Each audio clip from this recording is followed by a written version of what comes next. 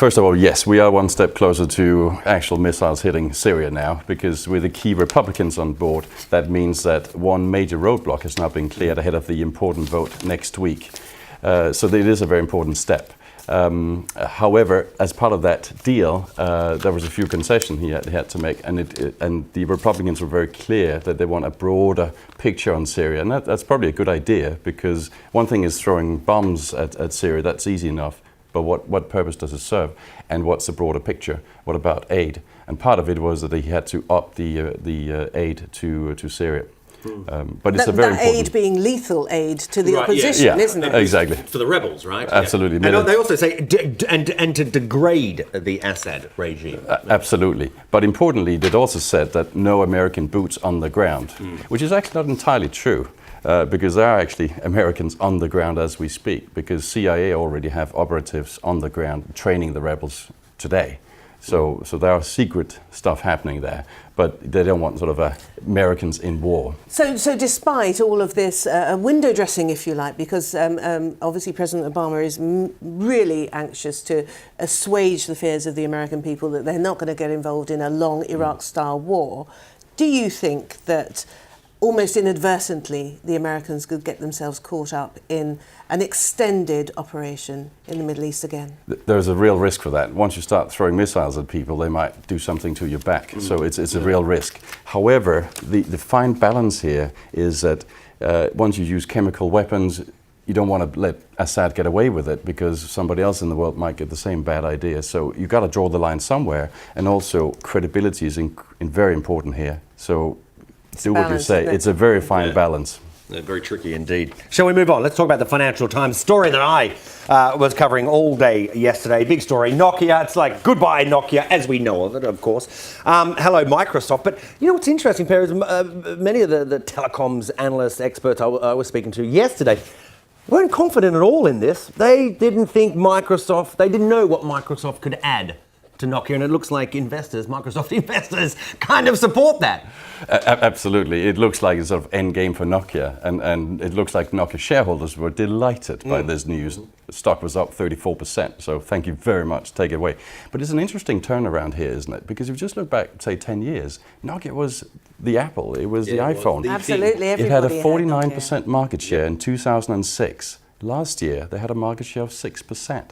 You know, very, very big change of fate. The problem was in 2007 when Apple came out with the iPhone, and that was the start of that downhill run, right? Exactly. And then Samsung, etc. So the game here is that sort of going to be the two key players dominating, and what value is Microsoft going to add to that? It's probably tricky. So I can understand why Nokia shareholders were happy to see it go, but Microsoft shareholders obviously had a bad day yesterday, and it almost cost them the double amount in market share. They spent, exactly. Well, let's move on to the, well, we're not moving on actually, it's a similar thing. We're talking about a smartphone for oldies, which I'm particularly interested in. And I wondered what new features it would offer, and chief among them is larger buttons.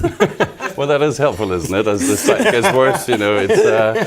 But actually, on a serious note, it's actually quite clever, because look, the Japanese manufacturers haven't been very good in gaining world dominance. Fujitsu, this is. This is Fujitsu that has got a deal with Docomo. But what they've done very cleverly is studying the demographic statistics, because today in Japan alone, for the domestic market, there's about a quarter of the population that's older than 65 years. And if you look ahead on demographics, that number is going to go up to 39% by 2050. Which means that that's a very big chunk of the market. So you kind of want to be in that niche. Because that's going to be a growth niche. So these device makers, they're going to have to adapt these products to an aging population. They have. Yeah. So today it might be niche, but in 2050 it's going to be almost half of the market. And it is good. I do love that. It's Raku. That's the name of the handset. Great name. Hey, Nan, grab your Raku.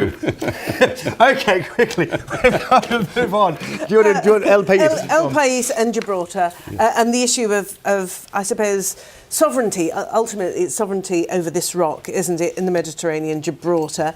Is this a case, do you think, of the Spanish government trying to sort of divert attention away from the economic problems and indeed a rather nasty corruption scandal? I think certainly there's an element of that, but there's also an element of this. This is really sensitive in Spain as well. So some people do care about it, and particularly the politicians. Although it seems to be slightly different views at each end of the Spanish political spectrum. And also interesting, the latest statements from Spain seems to be softening a little bit. So I guess that's the latest news there. Okay. Very quickly, Come on, the wonder pill. This 10p pill, seriously. 10p, That's and you about get an extra 8 years. 15 cents, 15 US cents. It's going to add years to your life. All over 50s should get it, it says. Absolutely. I look forward to buying a few of those. I wonder if you buy more of them, it will add up 8 plus 8. But certainly look forward to another 8 years. But seeing as we're all ageing anyway, do we need another 8 years? Well, I certainly wouldn't mind. I mean, I enjoy life. I'm high on life. So give me another 8 years. I'll sign up. You try working, with Martine. I tell you, no wonder she doesn't want to take the pill. Huh? Time is against us. The Guardian now. Very quickly, are you an Agatha Christie fan? Absolutely. So this is good news for you. This is brilliant news, but perhaps not so surprising news. Although in the beginning, her estate was very much against sort of doing this. But they had a look at James Bond and Sherlock Holmes and look at how much revenues that has produced, and they had a rethink about it. So this actually might be a good idea.